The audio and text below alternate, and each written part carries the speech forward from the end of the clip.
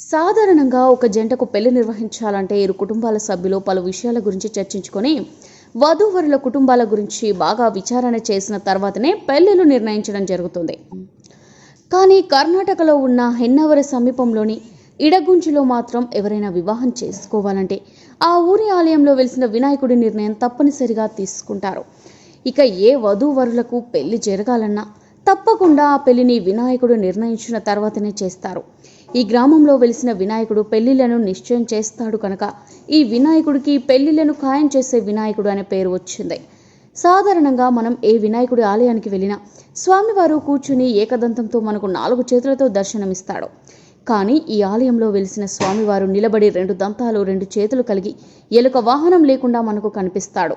ఇక ఈ గ్రామంలో ఎవరికైనా పెళ్లి నిశ్చయమైతే ముందుగా వరుడు కుటుంబ సభ్యులు వధువు కుటుంబ సభ్యులు కలిసి ఈ ఆలయానికి వెళ్ళి వారి పేర్లను పేపర్పై రాసి స్వామివారి పాదాల దగ్గర పెడతారు. ఈ విధంగా కుడిపాదం దగ్గర పెట్టిన పేపర్ కింద పడితే తప్పనిసరిగా ఆ జంటకు వివాహం చేస్తారు. అలా కాకుండా ఉంటే ఇక ఆ సంబంధం గురించి ఏమాత్రం ఆలోచించక పెళ్లివారు మరొక సంబంధం కోసం వెతకాల్సి ఉంటుంది.